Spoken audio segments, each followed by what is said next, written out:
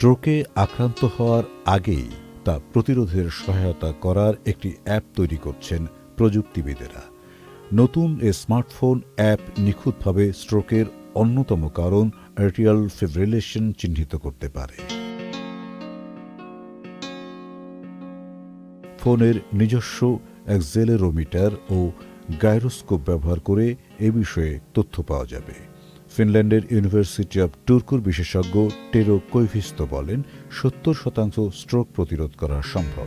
প্রচলিত নিয়মে তা শনাক্ত করার ক্ষেত্রে দীর্ঘসূত্রিতা আছে। এই অ্যাপে দ্রুতই আর্টিরিয়াল ফিব্রিলেশন চিহ্নিত করা সম্ভব।